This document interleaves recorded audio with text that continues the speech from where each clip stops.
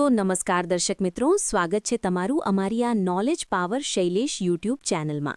તો મિત્રો, આજરોજ આપણો પ્રજાસત્તાક દિવસ રહેલો છે। તો પ્રજાસત્તાક દિવસને લગતા અગત્યના પ્રશ્ન આપણે આ વિડીયોમાં જોવાના છીએ।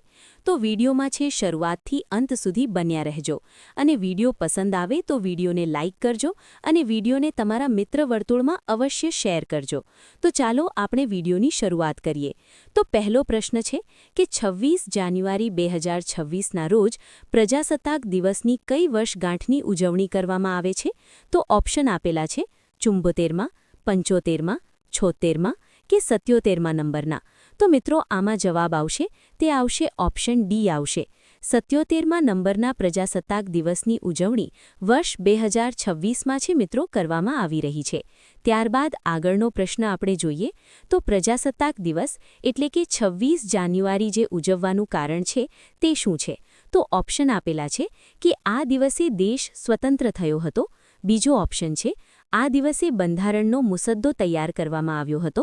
ઓપ્શન સી છે આ દિવસે બંધારણ અમલમાં આવ્યું હતું કે ઓપ્શન ડી છે કે આ દિવસે ભારતને એક દેશનો દરજ્જો આપવામાં આવ્યો હતો। તો આમાં જવાબ આવશે મિત્રો, તે આવશે ઓપ્શન સી આવશે કે આ દિવસે બંધારણ અમલમાં આવ્યું હતું। 26 જાન્યુઆરી 1950ના રોજ આપણું જે છે બંધારણ અમલમાં આવ્યું હતું અને આ દિવસને પ્રજાસત્તાક દિવસ તરીકે છે તે ઉજવવામાં આવે છે। ત્યારબાદ આગળનો પ્રશ્ન આપણે જોઈએ તો 26 જાન્યુઆરી 2026ના રોજ પ્રજાસત્તાક જે દિવસ છે તેના મુખ્ય મહેમાન કોણ છે? તો ઓપ્શન છે અબ્દેલ ફતા અલ સીસી, ઇજિપ્તના રાષ્ટ્રપતિ; ડોનાલ્ડ ટ્રમ્પ, અમેરિકાના રાષ્ટ્રપતિ; એન્ટોનિયા કોસ્ટા એન્ડ ઉર્સુલા વોન ડેર લિયન; અને ઓપ્શન ડી છે પ્રોબોવો સુબેનિયન્ટો, ઇન્ડોનેશિયાના રાષ્ટ્રપતિ। તો આમાંથી કોણ મુખ્ય અતિથિ અથવા તો મુખ્ય મહેમાન છે તે પ્રજાસત્તાક દિવસના રોજ જે બન્યા છે? તો આમાં જવાબ આવશે મિત્રો, તે આવશે ઓપ્શન સી આવશે એન્ટોનિયા કોસ્ટા અને ઉર્સુલા વોન ડેર લિયન છે તેઓ છે મિત્રો 2026ના પ્રજાસત્તાક દિવસના છે તેઓ મુખ્ય અતિથિ અથવા તો મુખ્ય મહેમાન બન્યા છે।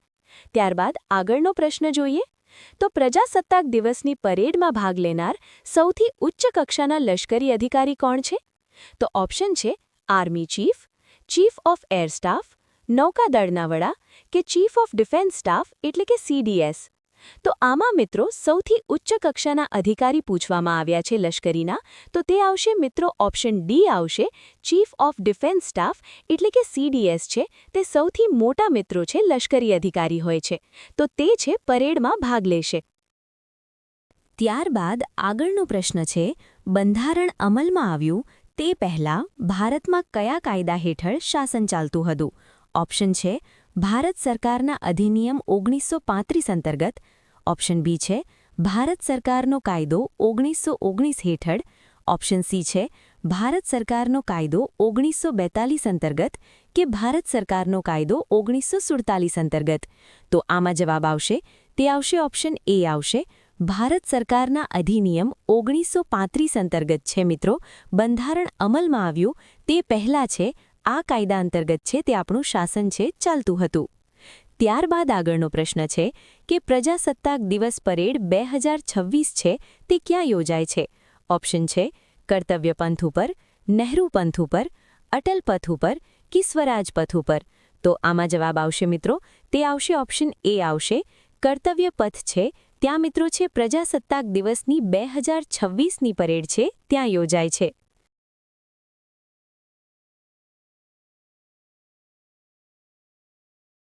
ત્યારબાદ આગળનો પ્રશ્ન આપણે જોઈએ તો ભારતીય પ્રજાસત્તાકની સ્થાપના ક્યારે થઈ હતી, એટલે કે ભારત ક્યારે પ્રજાસત્તાક બન્યું તે પૂછવામાં આવ્યું છે। તો ઓપ્શન આપેલા છે 26 જાન્યુઆરી 1950, 24 ડિસેમ્બર 1949, 15 ઓગસ્ટ 1947 કે 1 જાન્યુઆરી 1950। તો આમાં જવાબ આવશે મિત્રો, તે આવશે ઓપ્શન એ આવશે 26 જાન્યુઆરી 1950ના રોજ છે ભારતીય પ્રજાસત્તાકની જે સ્થાપના અથવા તો ભારતીય પ્રજાસત્તાક બન્યું છે। ત્યારબાદ આગળનો પ્રશ્ન છે કે ભારતીય બંધારણ સભા દ્વારા બંધારણ છે તે ક્યારે અપનાવવામાં આવ્યું? તો ઓપ્શન છે 26 નવેમ્બર 1949ના રોજ, 25 ડિસેમ્બર 1950ના રોજ, 15 ઓગસ્ટ 1949ના રોજ કે 20 જુલાઈ 1947ના રોજ। તો આમાં જવાબ આવશે મિત્રો, તે આવશે ઓપ્શન એ આવશે 26 નવેમ્બર 1949ના રોજ છે ભારતીય બંધારણ સભા દ્વારા બંધારણને છે તે અપનાવવામાં આવ્યું હતું. ત્યારબાદ આગળનો પ્રશ્ન છે કે ભારતનું બંધારણ જે બનાવવા માટે છે કેટલો સમય લાગ્યો હતો. ઓપ્શન આપેલા છે 2 વર્ષ 9 મહિના અને 5 દિવસનો સમય. ઓપ્શન બી છે 3 વર્ષ 3 મહિના અને 3 દિવસનો સમય. ઓપ્શન સી છે 5 વર્ષ 6 મહિના અને 18 દિવસનો સમય કે ઓપ્શન ડી છે 2 વર્ષ 11 મહિના અને 18 દિવસનો સમય. તો આમાં જવાબ આવશે મિત્રો તે આવશે ઓપ્શન ડી. આવશે 2 વર્ષ 11 મહિના અને 18 દિવસનો સમય છે તે ભારતીય બંધારણ છે બનાવવા માટે લાગ્યો હતો. ત્યારબાદ આગળનો પ્રશ્ન છે કે પ્રજાસત્તાક દિવસ એટલે કે 26 જાન્યુઆરી પર ભારતીય ધ્વજ કોણ ફરકાવે છે.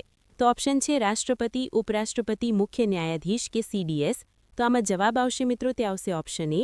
આવશે ભારતના જે રાષ્ટ્રપતિ હોય છે તેઓ છે પ્રજાસત્તાક દિવસ એટલે કે 26 જાન્યુઆરીના રોજ છે તે રાષ્ટ્રધ્વજ ફરકાવતા હોય છે કર્તવ્ય પદ ઉપર. જ્યારે જે છે 15મી ઓગસ્ટની આપણે વાત કરીએ તો 15મી ઓગસ્ટના રોજ છે આપણા જે વડાપ્રધાન હોય છે તે મિત્રો છે તે જે ધ્વજ ફરકાવતા હોય છે. 15મી ઓગસ્ટના રોજ છે આપણા જે વડાપ્રધાન જે નરેન્દ્રભાઈ મોદીએ ફરકાવ્યો હતો અને 26મી જાન્યુઆરીના રોજ આપણા રાષ્ટ્રપતિ દ્રૌપદી મુર્મુ છે તેમણે આજ રોજ છે રાષ્ટ્રધ્વજ ફરકાવશે. ત્યારબાદ આગળનો પ્રશ્ન છે કે ભારતીય બંધારણમાં રિપબ્લિકન સિસ્ટમ છે તે કયા દેશમાંથી લેવામાં આવી છે. તો ઓપ્શન છે અમેરિકા દેશમાંથી, ઓપ્શન બી છે રશિયા દેશમાંથી, ઓપ્શન સી છે ફ્રાન્સ દેશમાંથી કે ઓપ્શન ડી છે જાપાન દેશમાંથી. તો આમાં જવાબ આવશે તે આવશે ઓપ્શન સી આવશે ફ્રાન્સ દેશમાંથી છે. આ રિપબ્લિકન સિસ્ટમ છે ભારતીય દેશમાં લેવામાં આવી છે. ત્યારબાદ આગળનો પ્રશ્ન કે પ્રથમ પ્રજાસત્તાક દિવસ છે તે ક્યારે ઉજવવામાં આવ્યો હતો. તો ઓપ્શન છે 26 જાન્યુઆરી 1950ના રોજ, 26 જાન્યુઆરી 1949ના રોજ, 15 ઓગસ્ટ 1947ના રોજ કે 24 નવેમ્બર 1951ના રોજ. તો આમાં જવાબ આવશે ઓપ્શન એ આવશે 26 જાન્યુઆરી 1950ના રોજ છે પ્રથમ પ્રજાસત્તાક દિવસની છે ઉજવણી કરવામાં આવી હતી. ત્યારબાદ આગળનો પ્રશ્ન છે કે પ્રથમ પ્રજાસત્તાક દિવસની ઉજવણી છે તે ક્યાં થઈ હતી. તો ઓપ્શન છે મોહાલી સ્ટેડિયમ ખાતે, ઈડન ગાર્ડન સ્ટેડિયમ ખાતે, ફિરોઝ શાહ કોટલા સ્ટેડિયમ ખાતે કે ઇરવિન સ્ટેડિયમ ખાતે. તો આમાં જવાબ આવશે મિત્રો તે આવશે ઓપ્શન ડી આવશે ઇરવિન સ્ટેડિયમમાં છે પ્રથમ પ્રજાસત્તાક દિવસની ઉજવણી કરવામાં આવી હતી. ત્યારબાદ આગળનો પ્રશ્ન છે કે રાજપથ પર સૌપ્રથમ પ્રજાસત્તાક દિવસની પરેડ કયા વર્ષમાં યોજાઈ હતી. ઓપ્શન છે 1950, 1952, 1955 કે 1960ના રોજ. તો આમાં જવાબ આવશે ઓપ્શન સી આવશે 1955ના વર્ષમાં છે પ્રથમ વખત છે રાજપથ ઉપર છે તે પ્રજાસત્તાક દિવસની ઉજવણી છે તે કરવામાં આવી હતી. ત્યારબાદ આગળનો પ્રશ્ન છે કે ભારતીય બંધારણ છે તેના પિતા તરીકે છે કોને ઓળખવામાં આવે છે. તો ઓપ્શન આપેલા છે આર આંબેડકર, નહેરુ, રાજેન્દ્ર પ્રસાદ કે મહાત્મા ગાંધીજીને. તો આમાં જવાબ આવશે મિત્રો તે આવશે ઓપ્શન એ આવશે બી.આર. આંબેડકર છે તેને છે મિત્રો ભારતીય બંધારણ છે તેના પિતા તરીકે તેને ઓળખવામાં આવે છે.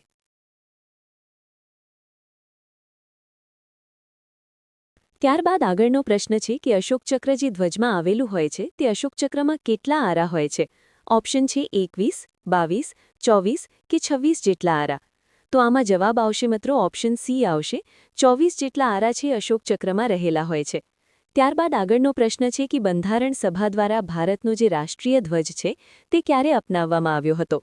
ઓપ્શન છે 22 જુલાઈ 1947, 15 ઓગસ્ટ 1947, 26 જાન્યુઆરી 1950 કે 24 ડિસેમ્બર 1966ના રોજ. તો આમાં જવાબ આવશે તે આવશે ઓપ્શન એ આવશે 22 જુલાઈ 1947માં છે મિત્રો આપણો જે રાષ્ટ્રીય ધ્વજ છે તેને અપનાવવામાં આવ્યો હતો. ત્યારબાદ આગળનો પ્રશ્ન છે કે ભારતનું જે રાષ્ટ્રીય ગીત નહીં આવે મિત્રો એની ગાન આવશે.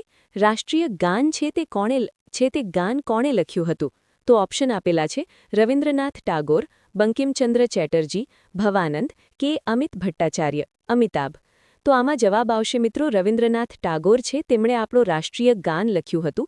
અને રાષ્ટ્રીય ગીત પૂછવામાં આવે તો રાષ્ટ્રીય ગીત છે તે બંકિમચંદ્ર ચેટર્જી છે તેમના દ્વારા રાષ્ટ્રીય ગીત વંદે માતરમ લખવામાં આવ્યું હતું.